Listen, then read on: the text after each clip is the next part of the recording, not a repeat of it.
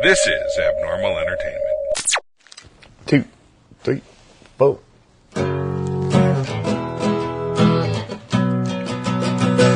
Walked into the tunnel just to find the light. Hunted for old demons, looking for a fight. Looked up at the stars, seemed to go forever. There must be a way, it all fits together. Fell into the quicksand, held on to the vines. Never could quite color, stay within the lines. Feels like I have wings, I can fly wherever. This is just a way, it all fits together. Finally saw the world through rose-colored glasses. Gonna share my journey to small and large masses. Give up on my life, no sir me never. This is how I put it together. This is how I put it together. This is how I put it together. Hey everybody, this is Daniel Garson. Welcome to another episode of Put It Together. I'd like to start as usual thanking my producer, Mr. Kevin Moyers, for all his help and support. Thank you, sir. Inviting everybody to join us at abnormalentertainment.com, where you can find all the shows on the network. Go check it out. I'm sure there's something there for you. Inviting you also to check me out on Facebook, Instagram, Twitter, and YouTube at Little Mexican, LILMASICAN. Go check out everything we're working on. If you'd like, check us out at Facebook at Little Mexican Productions. We can find everything we're working out here at the production company. Lots of cool stuff coming up. Keep an eye out for that. I want to get started because I'm really excited. I was trying to play it cool when they got here, but I totally failed at keeping it cool. And it's so cool. And we're doing a combo today. We're doing an audio-video intro recording. I might lose my words, but I met these guys. I met you guys first. Hi, good morning. I'm sorry. I'm talking to the people. Aloha. Yes, good morning. The Kalama brothers, Kai and Ryan. Yes, sir. I want to ask first, though. He has a very cool Hawaiian name. What happened? Oh, man, okay. I've asked my parents the same thing my whole life. But basically, there's a movie called Love Story that was really big in the 70s. Yes. Ryan O'Neal, that was the hot guy back then. My mom really liked that movie. Ryan. That's how it came. That's how it came? I will say, though, you got the middle name that is more of a royal lineage than I did. I mean, mine's a little more heavenly. But yours is a lot more, from my understanding, you have to get it from, on high. Like, in order to name your son this, K.A.O., which is his middle name, you have to get permission. Yeah, but it's just not immediately obvious. You have to dig a little deeper. How is it spelled? K.A.O., K-E-A-U. K-E-A-U? Yeah. And what does it mean? It means the dawn, or the light. The dawn? And what does Kai mean? It means the ocean. And then my middle name is Palani, which is of the heavens, I guess you could say. Ocean of the heavens. Yeah. That's pretty Well, deep. the way that Grandpa said it was... because Kalama, right? Kalama's the guiding light or torch, whatever. So you'll be a guiding light to cross the oceans, or a guiding light from heaven across the ocean. So it's backwards, You're like a whole little poem. So you start with the last name to the first name. Exactly. That's pretty cool. We'll have I'm still trying to figure out how to do that. Well, maybe here on the show. Yeah, it starts here. We're gonna. That's why people come to me. Exactly. Yes. Gee. You come to Little Mexican for all the answers.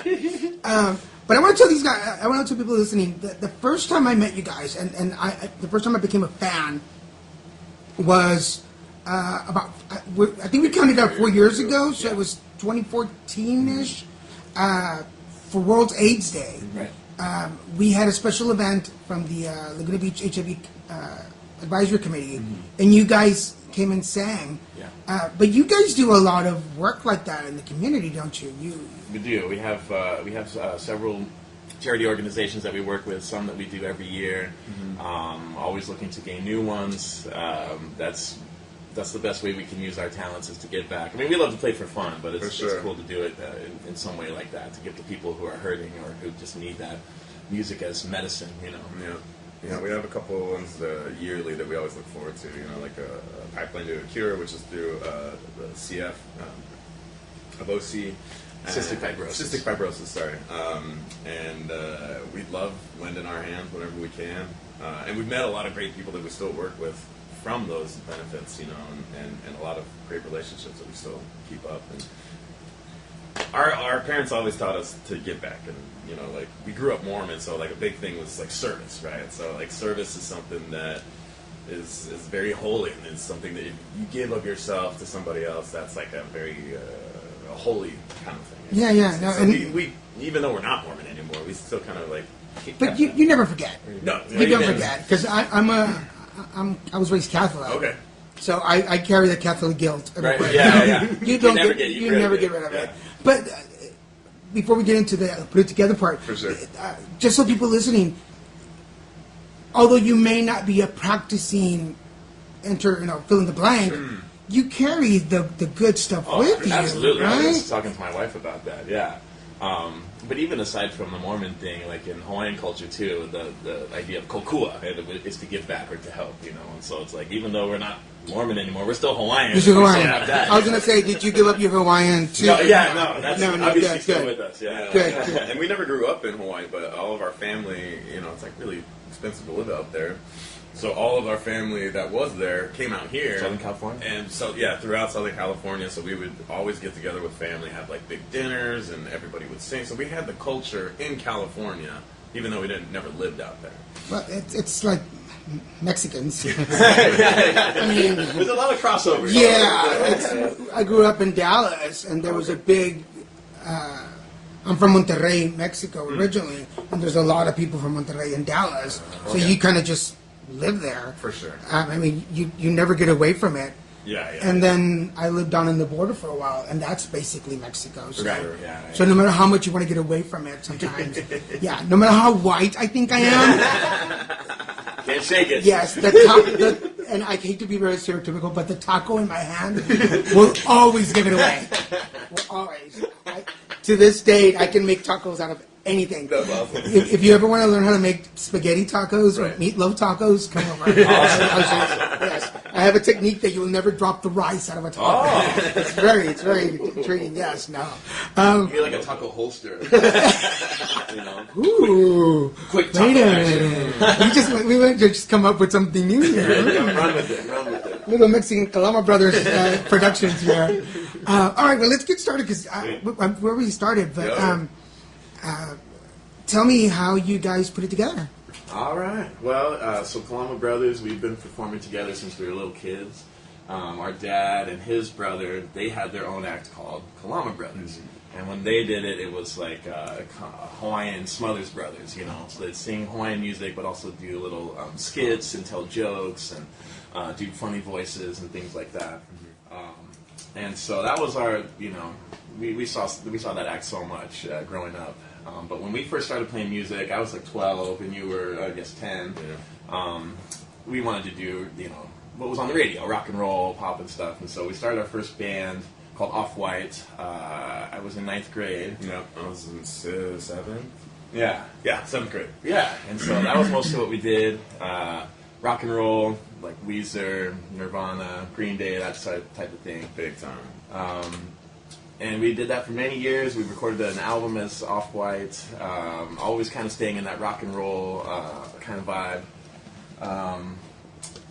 And then, what happened after that? Well, you went to American Idol, I guess. That's something we should mention. Did you really? Yeah. It was 2008? Yeah. Season 9? Or I always get them mixed up. I think it's season 8, 2009. Season 8, right. Yeah, Really? Yeah. Wow. I was trying to, Now, I didn't want to go too long. You know? No, I think it was good. now the little, like, the schoolgirl in me is going, what? No. Wait to get a little more schoolgirl, because guess who was my roommate? It was Adam Lambert. No way! Yeah. I love me some Adam Lambert. He was such a cool... You got to hang out with him. Yep. Because my brother dropped me off at Hollywood Week. And I found my roommate, and there's Adam. We hadn't heard him sing or anything like that. He's just like this cool glam guy, like super tall gay guy. It was like really fun to hang out with. And then like the next morning, when we were supposed to do our first day of singing, I hear him like in the shower warming up. I'm like, what am I doing here? Amazing. I'm done. Yeah. Like, sorry. He's won. Wow. You could tell he was in his own league, right? In his own league, yeah. But like one of the warmest, like most real people I ever met. I've ever met still, and respects that guy like so much. So I don't even know if he even remembers, our time on Idol or whatever, because he's, he is who he is, and I wouldn't blame him for just like, we're gonna tag Adam Lambert on that. Adam Lambert, if you're listening to this, I have Kalama in my apartment. Have you been in my apartment? No. So how calling big, you out, Adam. How big are you, Adam Lambert, if you haven't been on my podcast? I'm just gonna say that. Only the best of the best have been on my podcast. But he was such a cool guy. That was a great experience out of that. But American Idol was like, I didn't want to do it at all because I was like, I'm an artist. I'm going to do my own songs. That was the voice he used too. Up until I got on the show, but I wanted to be. I wanted a friend of mine.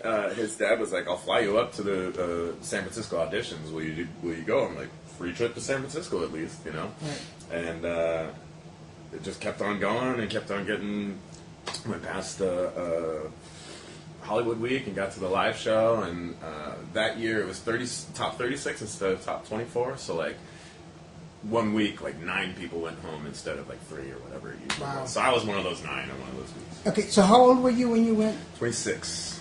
And you started performing when you were? Well, we started singing. Yeah, first I want to say I was like 6. Yeah, so I was like 8 or 9. So who's older? Me. Really? Yeah. I always thought you were older. We get that a lot. I don't know what it is. I think I'm immature. I didn't say that. Might have thought You were it. thinking it. I Might have know. thought it, but I thought it in Spanish. You wouldn't understand it. Este loco. So you started performing together when you were about? Yeah, I want to say like 9 and 6. Yeah, maybe. yeah. It was a church talent show, and we sang "More Than Words" by Extreme. That was our first Really? jam. Yeah. I had a silk shirt and some. What was the Short alls. And actually, it was Full sides before, up. it was before you even started playing guitar, so it was like Yeah. a karaoke track. Yeah. But then that became like our song that we would perform, and eventually you picked up guitar on it. Because what I'm trying to get to is you've been performing since you were kids, and all of a sudden you're going off on your own. How did that feel? Well, it was weird because that was the first time we had done anything separate from each other. Yeah, right. Like my brother wanted to do it with me, but he was just too old, just on the cusp. See, they didn't think I was the younger brother in the casting department. They didn't believe Yeah, that. No, they they're didn't, very strict about Like, it. no, it says right here, you're 82. So. But credit to my brother, he was so supportive. Like he was there for almost every time that somebody needed to be there for me. It was my brother, and awesome. so I was so thankful that he was so gracious, and even though he wasn't able to be there with me, like on the show, like he was with me, Right. And I was proud too, and also like the end game was like he would get famous and win, and then I would then join whatever he was doing. Exactly. So, Yeah, like, that's the it plan. was always sort of in my head, at least connected to it. Right. But I was just so proud, man. Those contestants go through so much, like Yeah. as you know. But I was having heart palpitations on the Hollywood Week. Like he went up and did his song Hollywood Week. We're in the Kodak Theater. And I'm sitting there with all the families, and he goes up and sings "God Only Knows," and I thought it sounded beautiful. And then like Simon just starts ripping into it, like you sound like a lounge singer, And I'm like, "This is my brother," I mean, I didn't scream that, but I'm thinking that, In Spanish. yeah. I'm getting defensive up there, but you realize just how many talented people there are. Super talented people. Okay, well, I'm gonna kind of play devil advocate throughout the show a little bit because I love having siblings or people who work together. For sure. Because there's always the other side of it. Oh, yeah. I have an older sister, and She's 9 years older than me, but there was still always a little bit of sibling rivalry. Okay, for sure. Maybe more on my end than hers. But even though you were very supportive, but was there a side of you that goes, damn, I just missed that opportunity? Or, because I know for people listening, everything has a purpose and a reason in life. For sure. Got it. Yeah. But I'm playing devil's advocate right now. Oh yeah, of course. There's a part of me that was like, oh man, I wonder what it would be like if I can sing, I can do that. How far could I take it? Of course. But I guess the real question is, for people listening who work together or brothers, how do you put aside your personal ego and your frustrations? Yeah. And channel that energy into saying, I am here for you 100%. Yeah. Like I said, our plan was that it was something he was doing for the both of us. And so I always had that in the back of my mind. And it did eventually turn into that. Yeah, exactly. But at the same time, I was just really proud. His first audition, there was 8,000 people there in San Francisco. And just to get past that level, I was so proud, Let me tell you something about my brother. My brother is the best big brother in the entire world. I've never heard about anybody else that treated their little brother the way that he treated me. And it goes to what he was just saying is supporting what he just said. Because when I was a kid, he wanted me to be wherever he was. It was never dude, you're the younger kid, do your own thing. I have my friends. His friends were my friends. I considered them my friends because he wanted me to be around wherever he was. That for me dictated who I am, and also our relationship, that we are so close because of that very fact, I think. That's awesome. And I think that came into play with the idol thing, that's awesome. It's very selfless. That's pretty cool. One thing I will say, as far as that, I think I didn't have too much of an issue with him going off on his own, but after the show was done, I had all these ideas, bro, let's do this, you gotta call this person, let's go, and for whatever reason, he was just whoa. Oh, dude, So let's come to you in that part. Well, First of all, I do want to say, not just for you, but for anybody listening, because I've been not in competitions like that, but smaller stuff. It always sucks when you get caught. And then they always ask you the dumb question, how do you feel? Well, you want me to really tell you how I feel? Because you always do that political, good luck to everybody else. And I'm glad I made it this far. No, I'm not glad I made it this far. I want to go further. Right? You do. But first of all, like he says, I worked a promotion for American Idol at the Rose Bowl.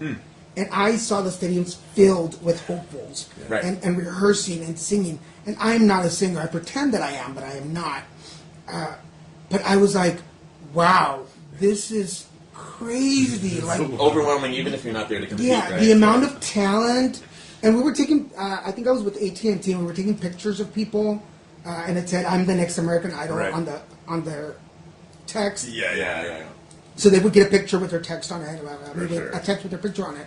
And I don't remember what year or what it was, but you have to be amazingly proud of yourself. I hope you are. Because I'm getting chills just thinking about picturing you in San Francisco in the middle of all these people and going, I'm gonna be me. Basically, and to the point earlier, there was people, I was surrounded by people who were actually better than me at that first audition, who they got sent home, but for some reason I got through. It's so random. And the guy next to me sang Stevie Wonder, I've never heard it, and they're like, see it. What does that do to your confidence? Super booster. You're being whittled out of 8,000 people. You're being whittled into 300 or something like that, and just that feeling is okay, well, I don't suck, or maybe I do, and that's why they're bringing me through. Am I that blooper reel? Hold on. Because both make it through. The horrible blooper reel and the amazing possible winner. I mean, that's what makes it through. There's no secret. It's on the show. Like people, like when you get to the judges, you're either awesome or you're terrible. Like so it kind of messes with you a little bit. So like you're like, what was his name? She Bangs. Yeah. Like, am I gonna be next to him? Yeah. Maybe the next William Hong. There you go.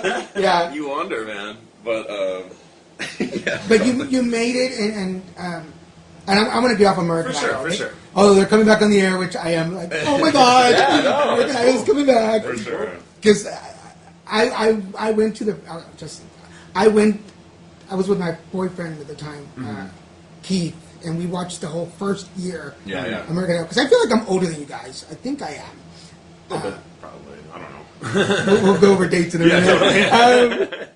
But I went to go see the first concert, and I remember just seeing Cleo Clarkson, and I was like, oh my gosh! Oh man. And this is before social media, so now I'm like, you'll see me online just criticizing everybody.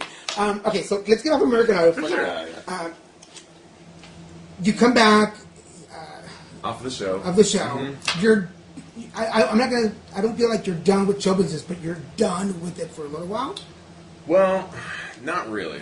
The thing is that I learned this later on, is that I didn't want to go solo. I felt very vulnerable after American Idol. So like I wanted to surround myself with as many musicians as I could, and like other things, So we started this thing called Soul Rebel Alliance, which was an 8-piece band, like soul funk band, and I went full force into it. I had all this writing energy, and like I was like, dude, we're gonna capitalize on this, and I was very much wanting to make that a thing, but in the back of my mind, I was like, nobody knows who Soul Rebel Alliance is. They know who Kai Kalama is, but at the same time, I'm just like, I'm not ready to be Kai Kalama. Like, I was just in front of 30 million people live, and I'm really not sure how I feel about it. Like, I'm still processing that stuff. Of course.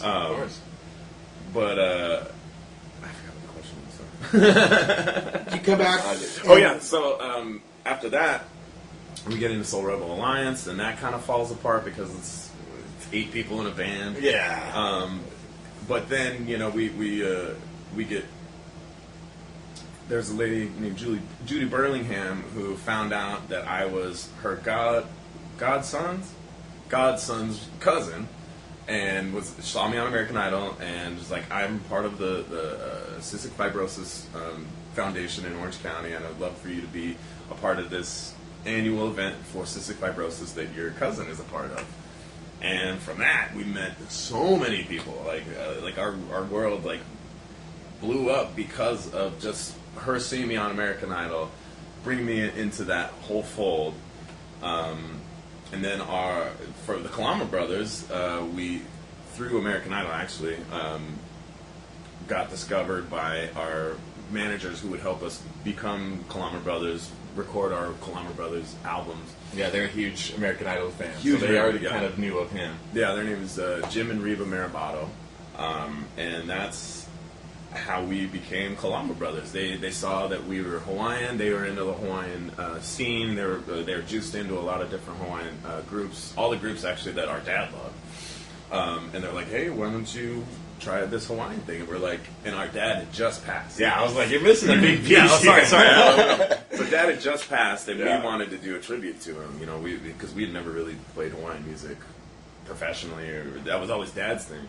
But since he passed, we were like, well, it became like at a really fortuitous moment. Like, oh, here's these people who have these connections to the islands that we never had, and our dad just passed. And it's like we felt like we had to, Yeah, so we had, after Soul Rebel Alliance kind of fizzled out, we were still doing our band, which was called Off-White. We weren't even performing as Kalama Brothers. That's right. You're still off white. Off-White, yeah. And had gone back to that, which had become a 2-man acoustic band. And then, so in 2010, our dad passed away. He had a heart attack. He was 53. And he was living in Vegas at the time with his new wife. But we still, we had a good relationship with him. But he was sick. He had type 2 diabetes and had a lot of health complications because of that. Yeah. And eventually, had a heart attack. And so that was one of the big things that made us start thinking about Hawaiian music. because our dad had this song called Oahu, which he had written about the island where he was from, and we had heard that song millions of times growing up. And a bunch of people saying, you guys should record this. Yeah. To our dad. Because actually a year and a half before that, our uncle passed away, and that was the other part of the Kalama brothers. And so once Dad passed, there's no more Kalama brothers, Right. And so that was the point where we're like, you know what, man, maybe we should. We're already an acoustic band. Maybe we should now become the Kalama brothers. Wait, there are Kalama brothers. The name means the torch. Let's keep the torch going. Totally. And so that was it, and it was all started because of that song Oahu, and that was what Jim heard, our manager. He heard that one song and was like, "Oh, this is it. These guys are going to be huge." And so it was a big shift for us to go to Hawaiian music. Even though we'd grown up playing luau's and stuff with our dad, it always kind of in our head, like that was Dad's thing. Like Dad is the Hawaiian musician. We love rock and roll. When he needs to hire us for a luau, of course, we'll do hula dancing, we'll sing the Hawaiian songs. But if it's our gig, it's going to be a rock gig. Can you, if you can, in words, and I'll preface with this: the moment that I discovered acting, and the first time that I saw myself on a big screen, the feeling that I got, not just chills, but in my heart, in my spirit, that I was like, I want to do that. I want to do that. Can you explain the first time you actually took over the song? And you were like, wow, A, this is where we belong, or B, this is not our thing. Does that make sense? Yeah. One I can think of, and it's not even really music related, is I was in a play that our church did, and I was in like 9th grade, and my character was supposed to be a director, and like that was all they gave me. And then I came up with this whole French accent and these weird mannerisms and everything, and I was a hit. Like, I'm not gonna shine my own card, but it went really well, And I remember just that was the moment where I'm like, I love to perform. I want to do more of this, So even though it wasn't like maybe a song, I made that character my own, and just I think that was, even though we'd been performing before that, that's why I really like, this is what I want to do. I don't know if that's close to that, but. Yeah, I don't think I had a song, but it was more of a moment. Like, okay, so 7th grade we did the Green Day dance, which we played all Green Day and like Nirvana or whatever. That was our first gig. And spray painted our hair green. Yeah, synergy. So we played that gig at my school, and then somehow our across the town middle school got wind of it. They're like, "Can you play it at our school too?" So we did, and then like 3 or 4 girls were like, hey, and I like talked to one of these girls for like a couple weeks. I'm like, this is what I need to be doing. These are girls I don't even know, and they like me because of that. Let's keep doing that. So, how about when you record this song? Oahu. Ooh. So when we did Oahu, we were very fortunate. We were taken under the wing of a Hawaiian musician he's one of the most popular Hawaiian musicians. His name is Willie K. Willie, we love you. Learned a lot. And Willie he's a genius. He's a musical master. He can do anything. Aside, he does Hawaiian, but he can do opera, blues, jazz, whatever. Funny guy too. Anyways, he took us under his wing and put us on his record label. So it was a little intimidating, I gotta say, because for one, we're in Maui, where his studio is, so already taken out of our comfort zone of Southern California. And then we're in the studio with this fucking musical genius, and so it was a little daunting, but I think we did find our groove with Willie in the studio. And that song, I think by the time we recorded it, we had been playing it so much that we felt pretty good about it, yeah. And whenever we sing that song, and especially when we were recording that song, like regardless what you believe spiritually, like I think we could feel what I thought was the spirit of our dad, even like hearing his voice in our ears. That's doing like a third part harmony, and so I think feeling that in the studio, it was kind of a sign like, okay, you guys are on the right path. This is sounding good. It doesn't suck. You know? For sure. Because I think that there's because you start talking about you've never lived there. You're Southern California boys, but all of a sudden you are in Hawaii, singing Oahu, Right. which is your dad's song. Absolutely. And so it's like the island calling you back home. Yeah. Well, yeah, totally. And there's an interesting experience that we've talked about on stage a lot, is that we played that actual song, in Oahu, at this place called the Pully Lookout. And Pully Lookout is this huge cliff, right? And the history of it is there was a unification by the king, and he brought all of the people from all different islands into this one island, and then he basically pushed them all off. It's a cliff. It's a cliff. To unify. Yeah. So it's a big. There's a weird spiritual energy there because of all the lost souls that got pushed off the edge. The wind is so. The legend is the wind is so strong because of all those spirits that even if you were If you leaned over the edge, it'll keep you up. you won't fall. Right. But let's not try it. Yeah. But Especially if you were a little heavier back then.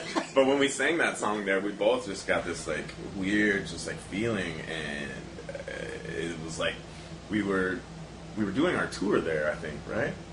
No, we hadn't even done the tour yet. No, we hadn't even recorded yet. But when we were there, it's just like we both felt our dad's presence like we've never felt it before, and we just in that moment we felt like we were on the right track, like we were doing the right thing. Because there's doubts, we're people are gonna think we're posers. Like we're from Southern California. We've never lived in Hawaii. Right.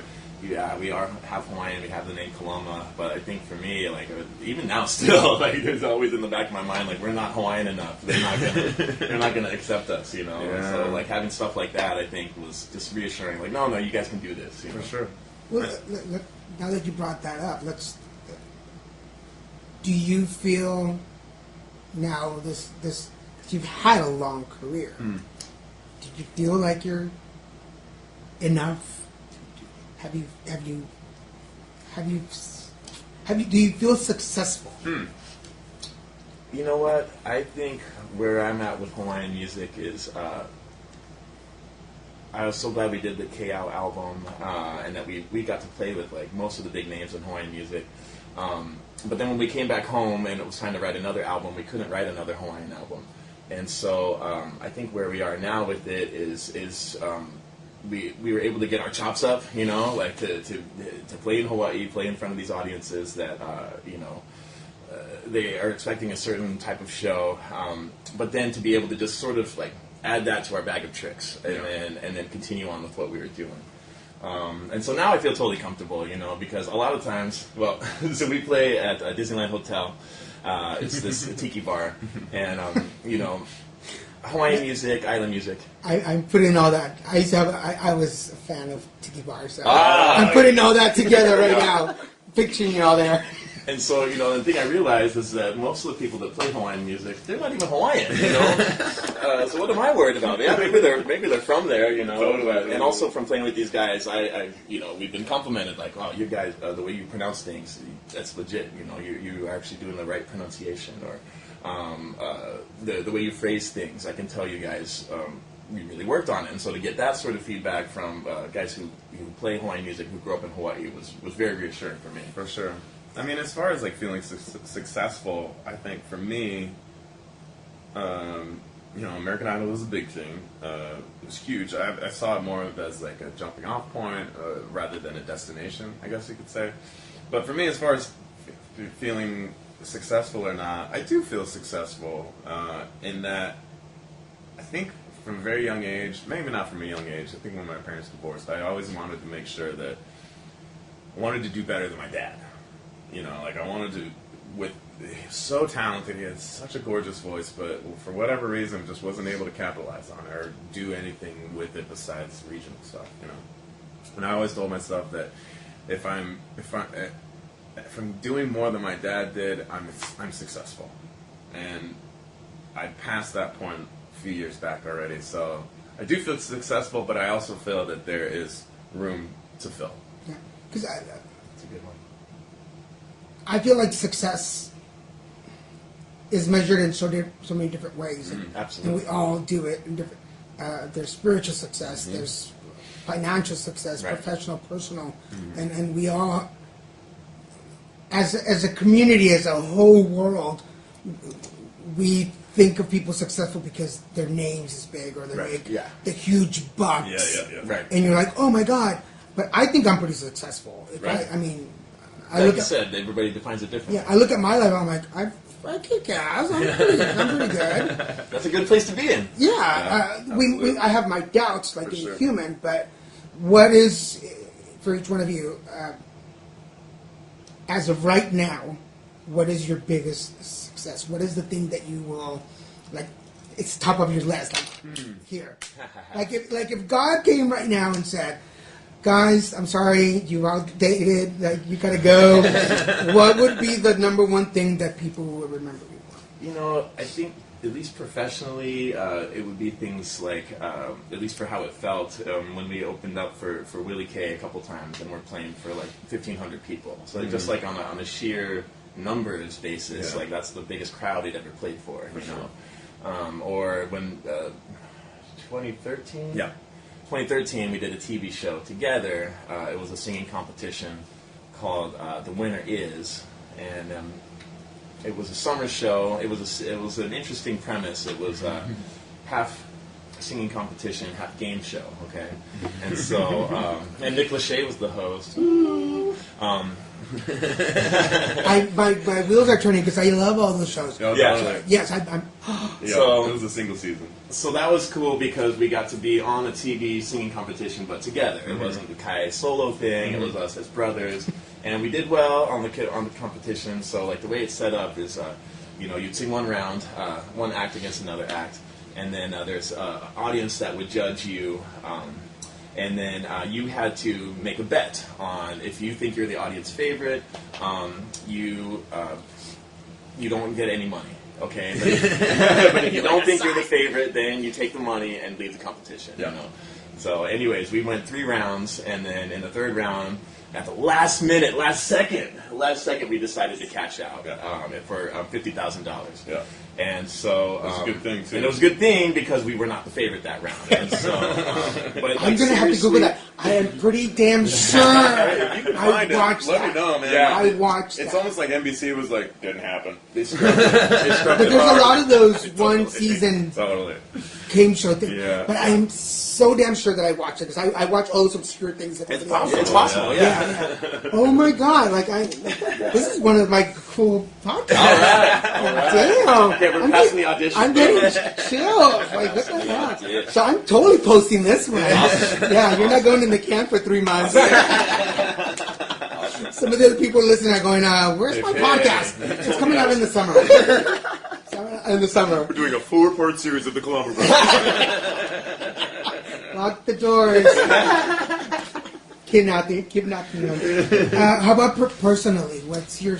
I agree with what you said about wanted to do better than our dad, but I think now personally it's that so I do play music at night, but I also have a day job, and now I think I measure success in my music is now making me more money than my day job, basically, and on the top of all that, I've been raising a family. I have 2 young boys, and so I feel a bit of success being able to just basically juggle all these without dropping a ball, because it's a lot.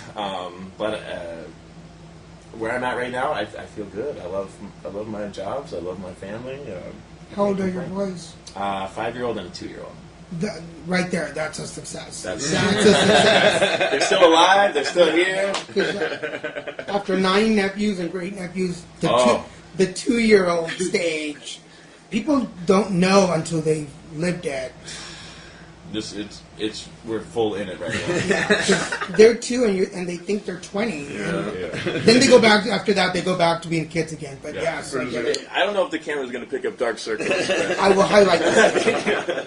Make sure we get some pity. Poor Ryan, God. Here's my violin. How about you, Kai? Well, I mean, I just got married in 2014. Congratulations. Thank you. We have 2 boys. I have stepchildren. They're 9 and 14. And I feel they both known me since they were 2 years old, respectively. But I feel it's a work in progress, obviously. But I feel very successful at being a stepdad. I've done a lot of mistakes to get to there, and learned a lot along the way. But I feel successful emotionally and successful in my family this year. Like, especially this year. I don't know. It's just I feel like that's strengthened a whole lot, and because of that, I'm fine. Professionally, that I'm more interested in, I guess you could say. And we're always going to be Kalama Brothers, but we're kind of venturing out. My brother's got some projects going on. I've got some projects going on, but like we're always going to be Kalama Brothers and all that kind of stuff. But it's interesting now to see like, oh, what's it going to be like without your brother? And we're finding that out, and it's interesting. But I think, like I said, we're always going to be Kalama Brothers, but it's good to venture out and see what the world is like, alone. Yeah. What is it like? It's different. It's different. For sure. But I will say for myself, because part of that is me playing with other musicians and doing more of that than ever. Mm-hmm. Is that I just learned a lot, and it's also really built my confidence. That, and then I've also kind of ventured into different genres. So last year I became a rapper. What? Yeah. He's a freestyle rapper. Freestyle rapper. I've never written a rhyme, but yeah. So, and it just kind of came out of the blue. Well, okay. So here's the idea. I'm in pre-production to do a podcast, and my idea is that I'll do talking at the beginning. And then out of the blue, I'm like, and at the end, I'm going to freestyle rap about what was talked about, having never done it before. But somehow I had that idea. I was really into Hamilton and Lin-Manuel Miranda at the time, and I saw that he had this group called Freestyle Love Supreme, and I was like, I want to do that. Yeah. And so, anyways, I just started practicing. I would find some beats on Spotify, and I'd put them on in my car, and just practice. Well, and then, what comes next. You know that we cannot. I know. I just brushed over Hamilton really quick. No. I mean, I haven't seen it, and I'll be honest. I can't stand him right now. That's all right. I don't like him. I don't know what it is about him. I just. But I'm gonna have to ask you to do something. Yeah. You're gonna have to freestyle. Now, you can't say I freestyle and be like, okay, well, next question. All right, I'll put on the beat. So true. Right? Okay, well, he finds this beat. Yeah. How does it feel for you? It's scary. For right now, I'm working on music by myself, and it's always been my brother and I. I figure out one part of the song, then he comes and finishes it. So for a long time, it's really hard to be like, who's going to finish this? Is it scary because you've done it before and you know what it is to be on your own? Well, no. I mean, this is the first time I've really written, by myself. So it's this kind of new world. The written part again. Yeah. But you've performed without him. Oh yeah, plenty. So you have that experience. Yeah, but as far as writing music, we've always written music together, and it's been, like I said, it's like I wrote half and he wrote half, and we meet together in the middle.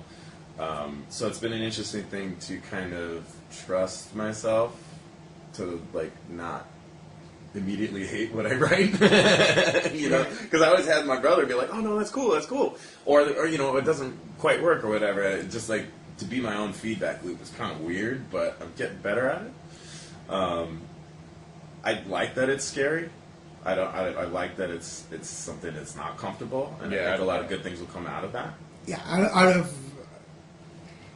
I'm trying very hard not to put my own stories into podcasts, but it's hard to not do it. I've noticed that out of my personal journeys, I've had a lot of health issues through the years. I've learned that out of all that comes some of my best ideas. Yeah. Totally. Out of the pain, out of the anguish, out of the frustration, fear. Oh my God, fear is such a good motivator if you use it right. Yes, right. If you use it right. Totally.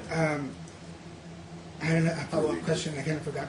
But are you ready to? Something about his. Yeah, let's see if we can. Let's see if it. Do you have yours? Still not. Oh yeah. No, I can do this. I can do this. I mean, if No, yeah. if we make you uncomfortable, I will tell you, No, it's not Freestyle Fridays. My brother was it 420? Yeah. Usually 420 on Freestyle Fridays on Facebook Facebook Live. Live.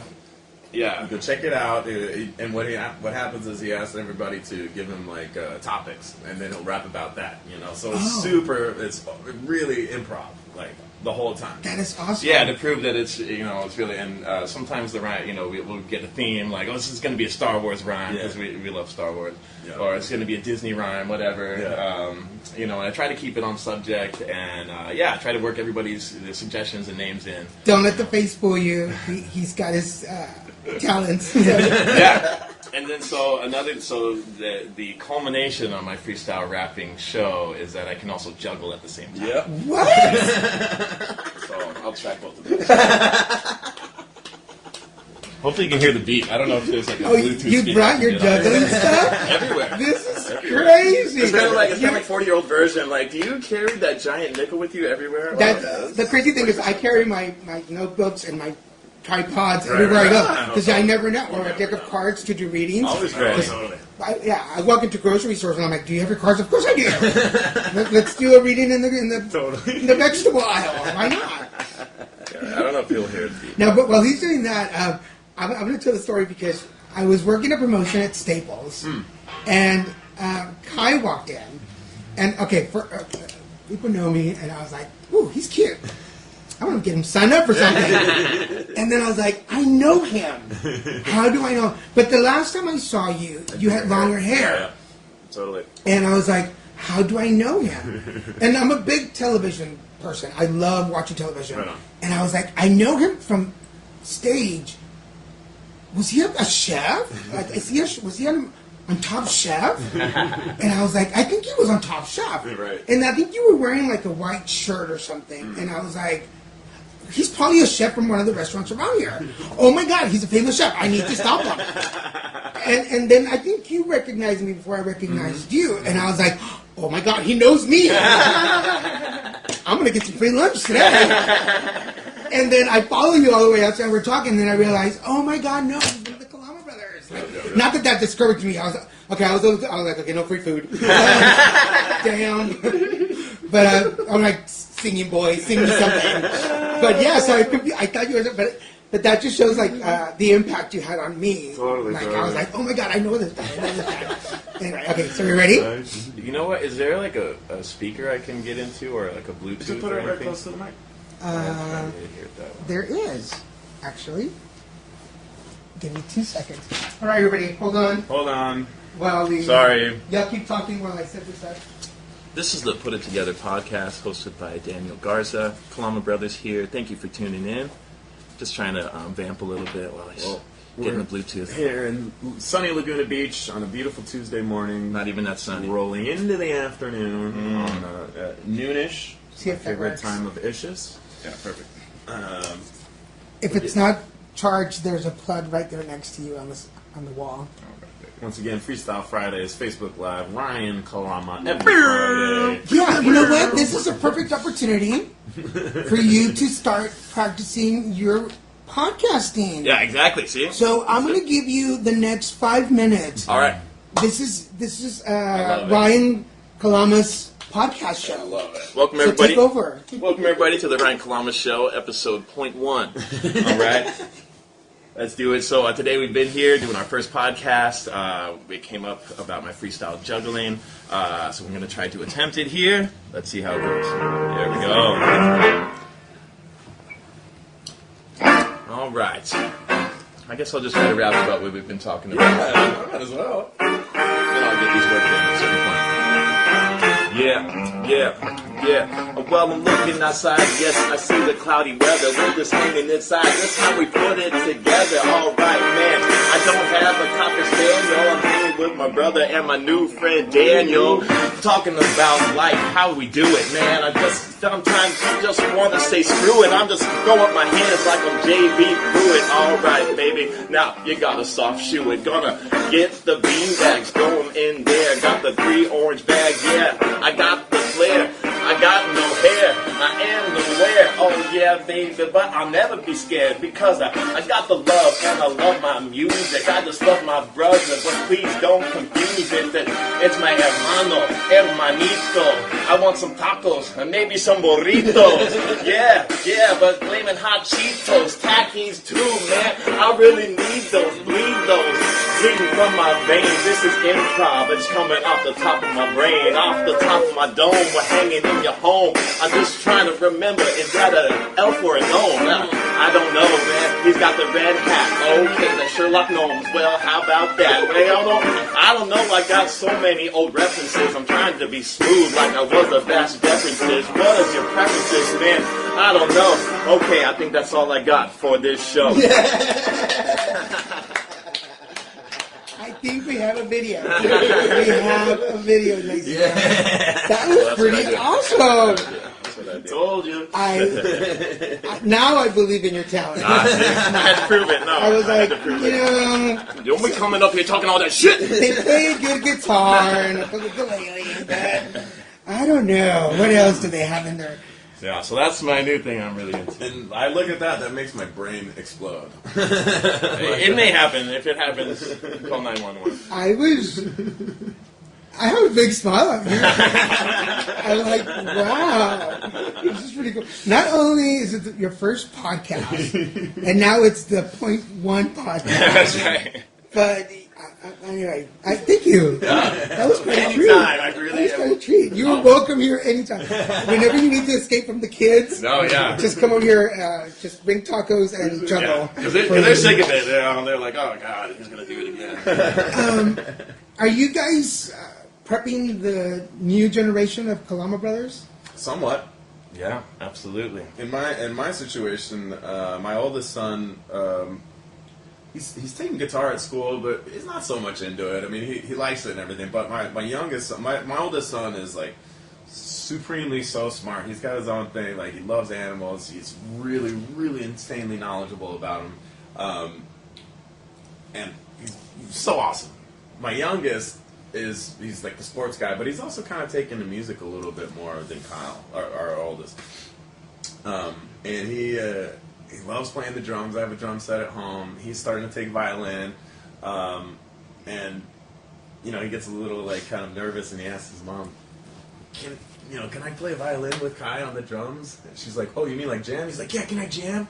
So like that doesn't happen with my oldest, which is cool, because he's got his own thing, but it's really awesome whenever he asks, like, "Hey, do you want to play music?" I'm like, "It's fascinating." And I have to like really tap inside. it down. Oh, yeah, I have to tap it So down. you're like, it's cool. fanning yourself. It's cool, dude. Well, yeah, it'll be fun. It'll be fun. But I'm just like, this is so special. Not now, Junior. Dad. But if you must. Seriously, man. Especially being stepdad, it's just like anytime that they're like reaching across, like reaching out, I'm like, When it's them and not you trying to get that interaction. Big time. I don't want to harp on this one too much, but I'll just ask. Do you believe it makes it a little harder and a little more heartfelt because they are stepsons and they weren't born into it, but you're kind of breeding them into it? For sure. Well, we had a stepmom, and I know my experience wasn't the best. It's not her fault, but like knowing that, like I was really, I guess I had that close to my heart that I didn't want to be overbearing. I didn't want to be like, hey, I'm your stepdad. I always wanted to take a back seat and just support their mom.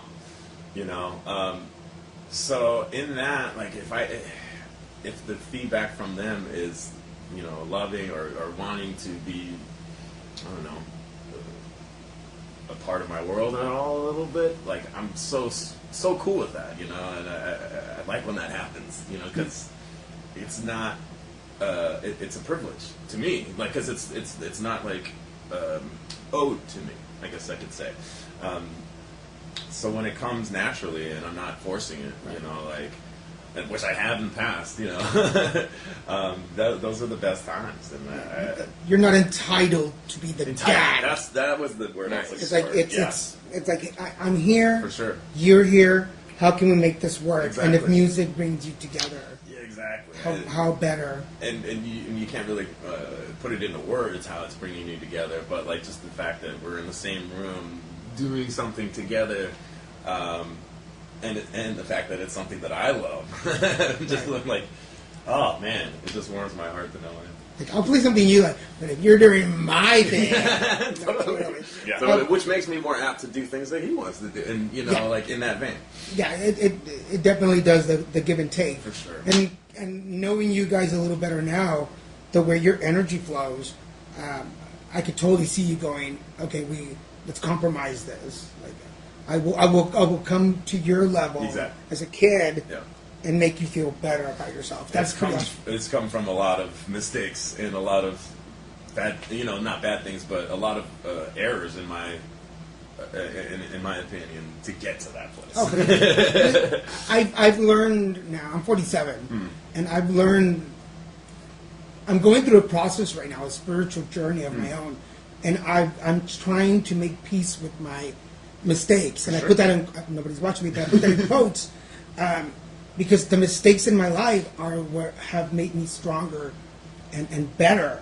If everything was always perfect, which I won't go into my soapbox about entitled brats right now. Let's get into that. Now, that can be another show. We'll come back to another show. We'll continue on that. We'll sweat it together. But I wasn't raised in everybody gets a ribbon time. I was you were first, second, or third, or you get nothing. Right. And to feel entitled that you have to be part of my world. Right. It is so like this. Turn off. Yeah. Yeah. I mean, because obviously the world revolves around me. That's why we're here. But we got caught in your gravitational pull. yes, people don't know that. We're in the orbit. You'll walk out of here with the little Mexican scent. That sounded really nasty. How about for you, Ryan? Your kids? Yeah, my 5-year-old and 2-year-old. So when we got started, it was our dad bringing us up on stage since we were 3 years old. And so with my oldest, since he was 3, if he comes to a gig, he comes on stage and we'll sing one song. And even if he never does anything with it, I just want him to be able to have that confidence to be able to get up in front of a group, say, "Hi, my name is this, and this is the song I'm going to sing," and also to know where to place the mic. Yes. If he can get those two things out of it, I'll be so happy. I was just hoping that everybody could be here. Oh, it's this? Yeah. Because we play a lot of weddings, and how many toasts as like the dad or the mom is giving the toast, and the mic is like, it's in here, it's out here. Your penis is not going to talk. And then we have to adjust the level, and then it feeds back, and people give us a dirty look, and so, anyways, that's part of it. Excuse me, sir, could you raise the microphone? And this little Willie has something to say. We need the microphone higher. Do you have some superpower you're now going to reveal to us that your penis? And now we have the father of the bride with the talking penis. But just to give him that playing time, By the way, I'm going to let you know, we're going a little over. Are you guys cool? Yeah. Are you comfortable? I know. We're long-winded. Yeah. Okay, cool. Because I'm totally comfortable. So cool, yeah. I'm good. But he, from the beginning, wasn't immediately into music, and wasn't even I will admit it, not the greatest singer. But now, sorry, buddy. Sorry if you watch this.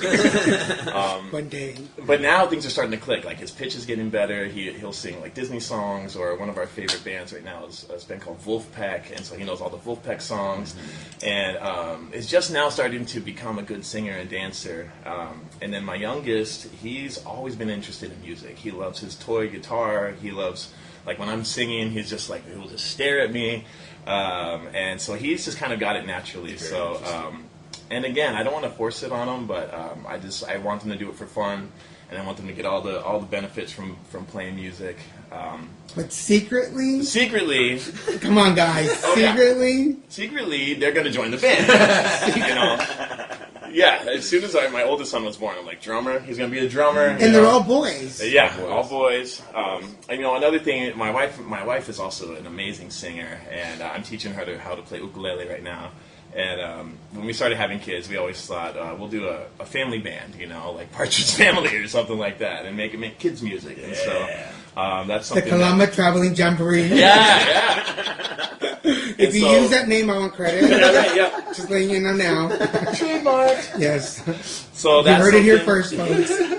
that I want to train them to at least, be able to do that and make some, play some shows and do a couple of, family music. All I'm thinking right now is like, I so want to come to one of your parties. I'll do it. We have so to. want to come to one You of your have parties. to. Because I've always wanted to be musical, and Right. I sang as a kid in a choir.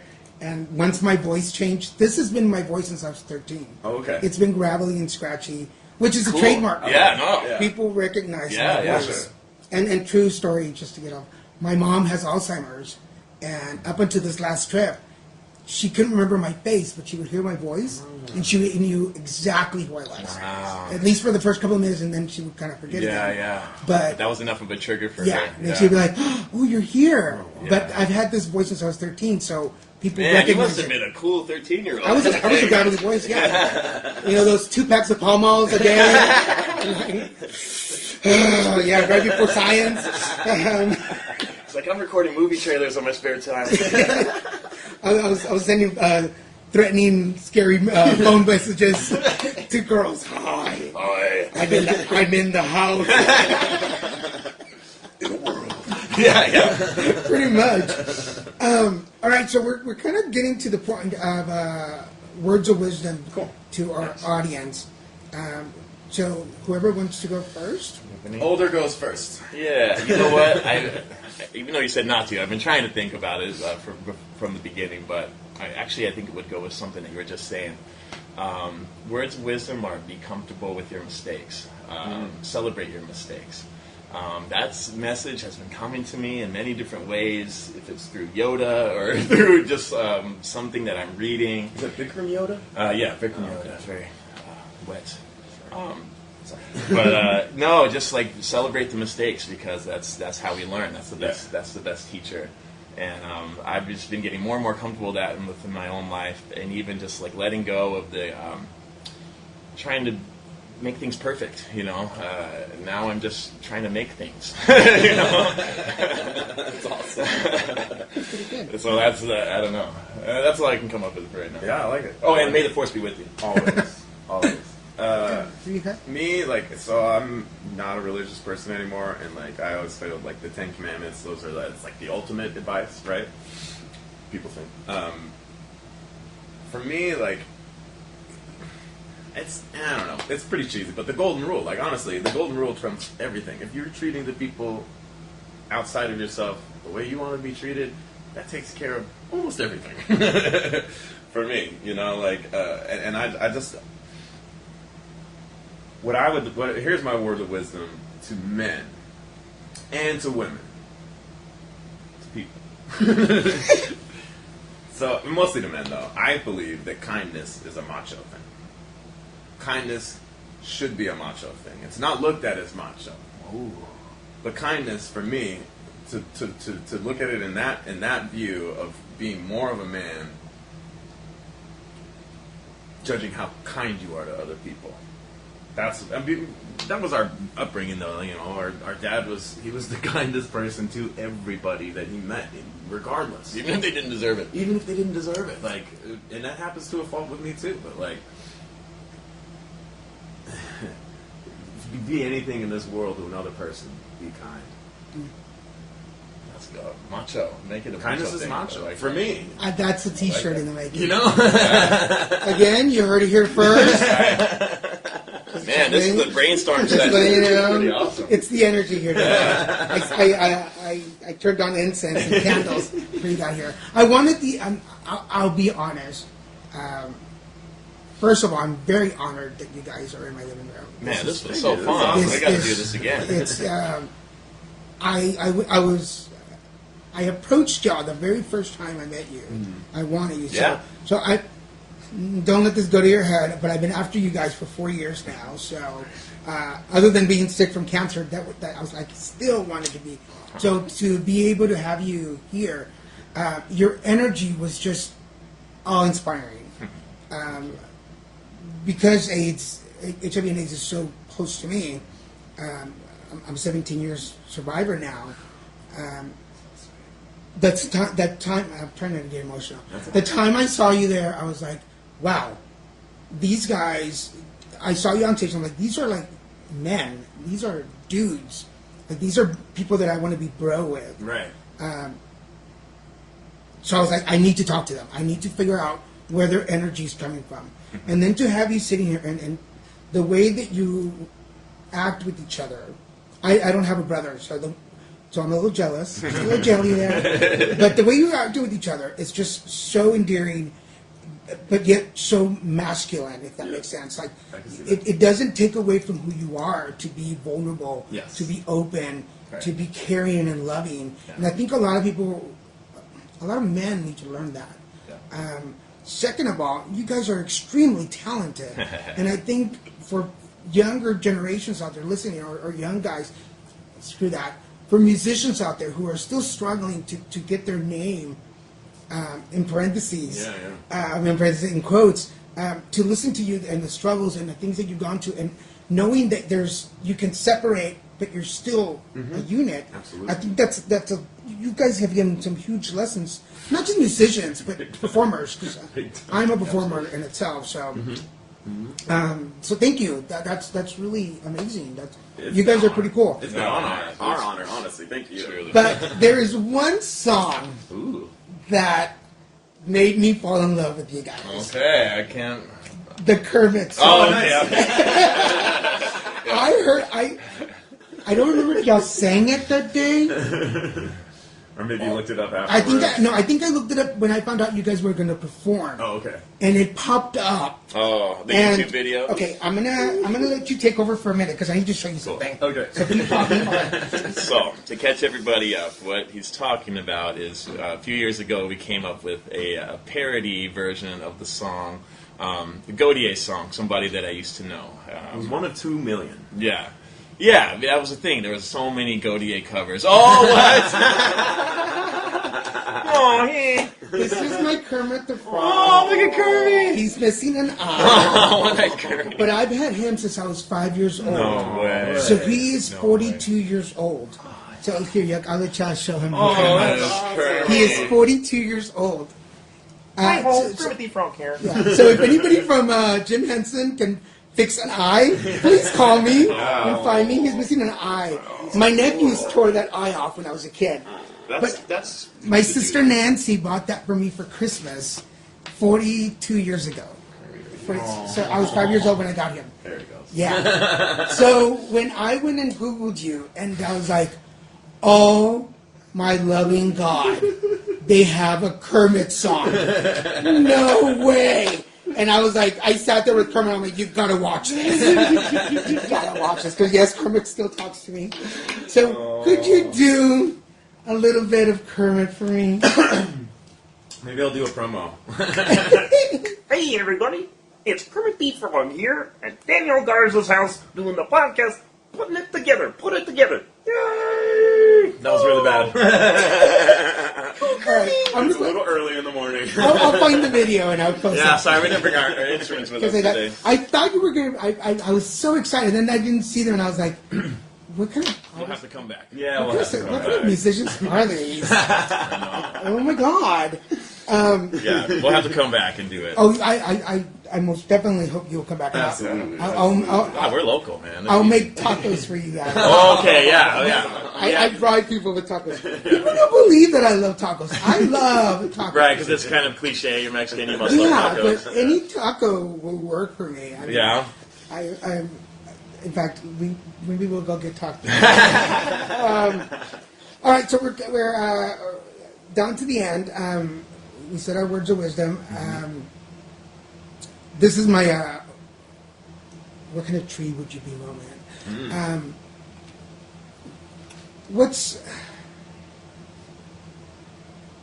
What's next for you guys on your own journey? And I don't mean necessarily professional, but on a more personal level. What are you seeking? What are you looking for? What do you want out of life? This is really good. I think right now I'm just really excited to try new things and make like I said, make some mistakes. I do have to do a quick plug for the album. Please, yes, no, yeah. Totally forgot.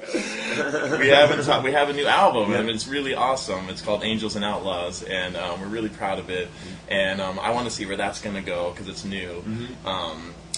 That's musically, but as far as I just want to learn. I want to learn about music. I want to learn about the world, and I want to be a good dad. I want to not have. I want my kids to grow up to be good people. But yeah, it's all about learning and experiencing right now. And since you're talking about mistakes, biggest, and I guess I use air quotes, biggest mistake you made, and what did you learn?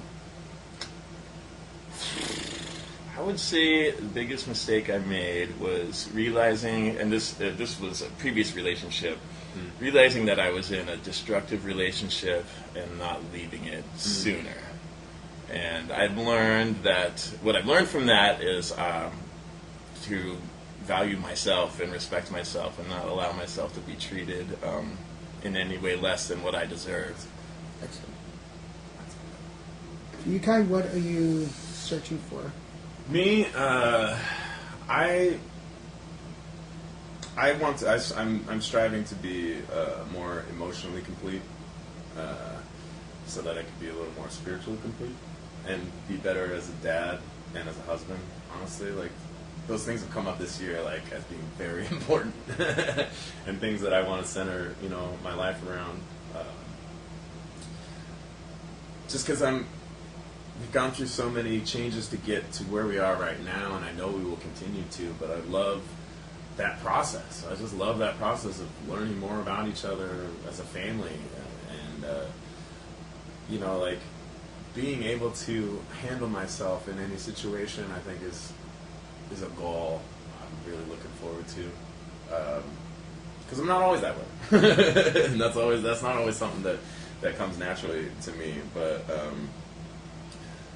for me, I'm striving to be a better friend, because I'm especially after Idol, I kind of like caved myself off, and all that implies, and my wife is the best friend to all of her friends that I know of, and she inspires me to be a better friend, because I'm bad at keeping in contact with people and stuff like that. So, like as a way of loving other people and loving myself, like that's something I'm striving for mostly. Be a good friend to people. What would be, spiritually speaking, the biggest hurdle that you'd have to jump through Spiritually? to feel complete? Or wall to break down? That's a hard one, because like I've been a seeker. We've both been seekers after we left the church, so. No one There's said not a these whole words. lot of walls up, to be honest. I guess I can think about it, but Okay, well then let me give you another one. What have you learned about yourself and your dad? that I can't, but that I have in the past viewed them as peers and not as children, and that can be a big problem, because I'm like my grandpa. Like I can't. I have to interact with them on an adult level. Like I don't know any other way, and that comes with a lot of fault, Like, and that comes with a lot of bad stuff. But that's just kind of how I am. And now that they're getting older, like I can interact with them like so much easier and more fluidly, and a little bit more emotionally driven. So yeah, I mean. Okay, and the last question before we go.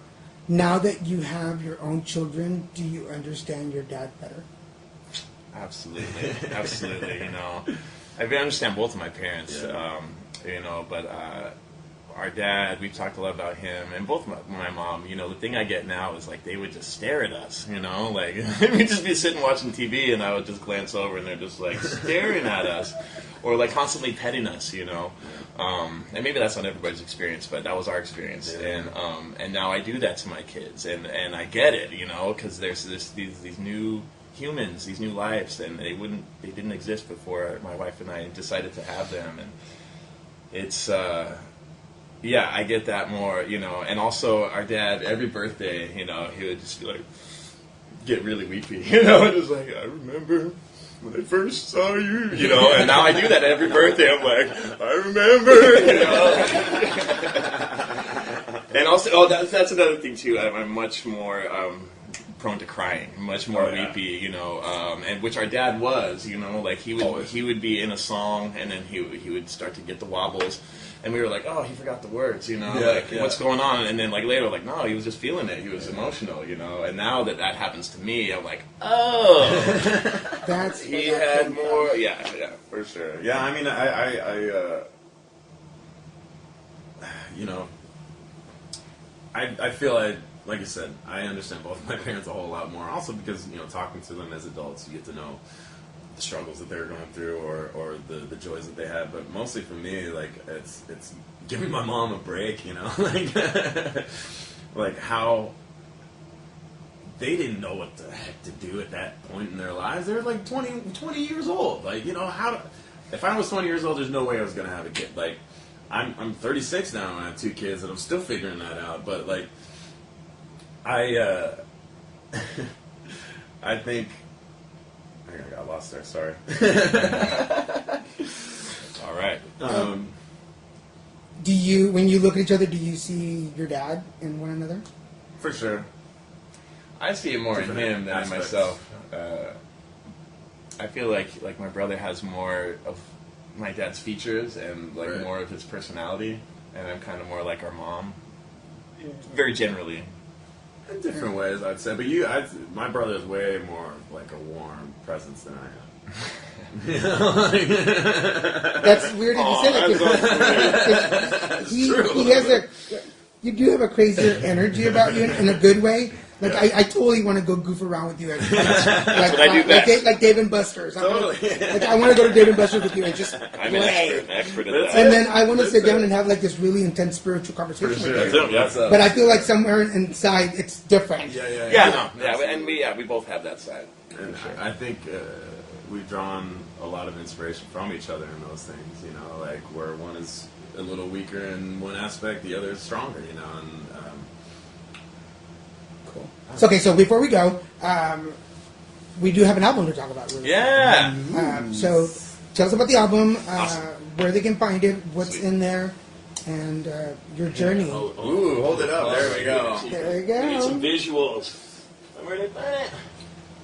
Oh, here we go. They didn't bring their guitar, so We did bring recorded music. dang, what kind of musicians are we? I asked you if we needed to bring anything. Well, that's an obvious. So obvious. That just means you have to come back.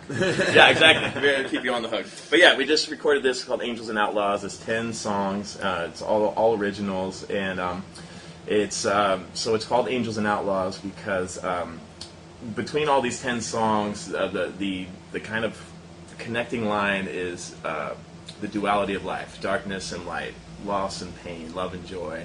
Because these songs are from, some of these have been around for like years, from different bands, different times in our life, and so we put them together and tried to figure out what's the connector, the guiding line. Right. And that was it. And that was it. And we didn't want to just call it darkness and light, and so we came up with Angels and Outlaws. Absolutely. And how funny, you are the angel there, and you are the. I got your number. You know what I'm talking about. You know.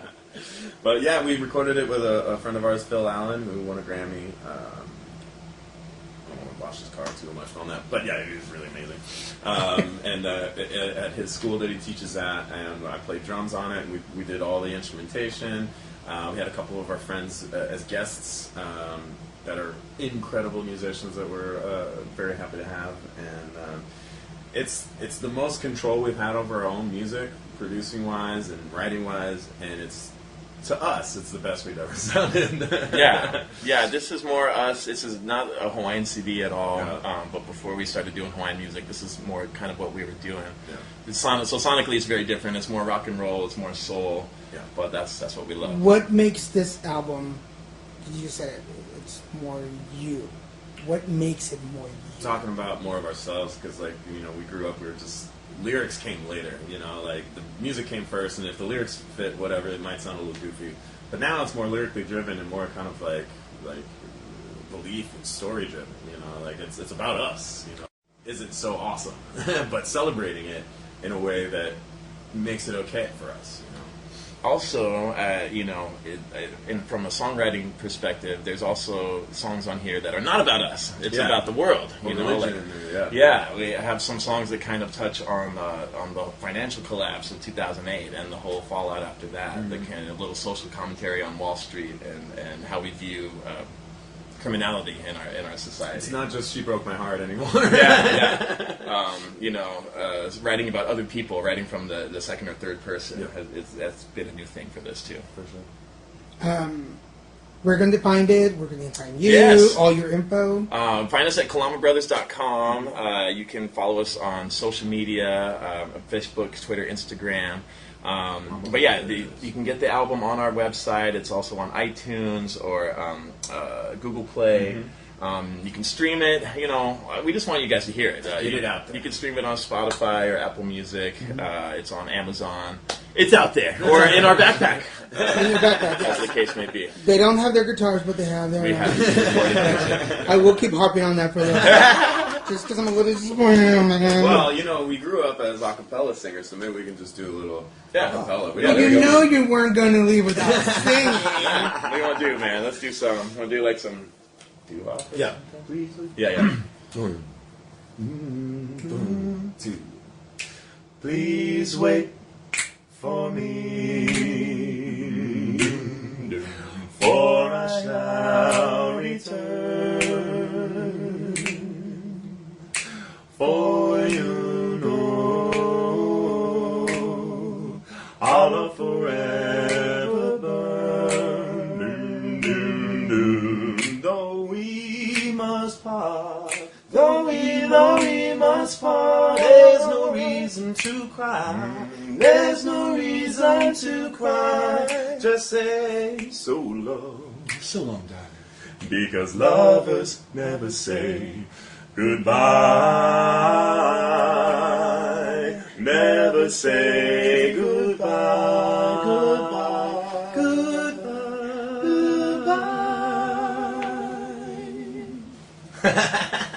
It's almost perfect like that. As we ride off into the sunset, this has been the Put It Together podcast. Well, we're coming down to the end. Thank you so much for being here. Thank you for having us. This is really fun. I hope you'll come back again. Yes. We would love to. And we'll bring our guitars. Yes. You bring the tacos, we'll bring the guitars. We're so there. We're so there. For everybody listening, I've had the pleasure of sitting here with the Kalama Brothers. I feel like it's very unfiltered. That's easy. In their first podcast, I'm blown away that this is your first podcast. How has nobody else approached you to do one of these? I don't know. What's wrong with you? This will be the impetus. Yes. What is wrong with you people? It's out there. What reputation do you have out there that I didn't know about? No, this is us. This is really us. Again, thank you. I'm really humbled and blown away because you took the time and you answered all my questions and the information. And anyway, I'm a fan. Man, hey, we're fans. You're awesome at what you do. So thank you. So for everybody listening, I've been here with Kai and Ryan Kalama, the Kalama Brothers, both on video and on audio, so you can listen it or watch it anywhere. Plus some behind the scene extra information, extra singing. I can't even find the words now.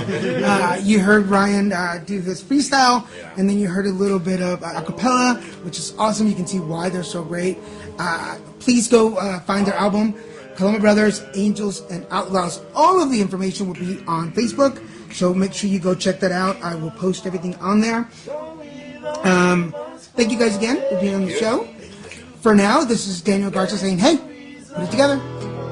This is how I put it together. This is how I put it together. This is how I put it together.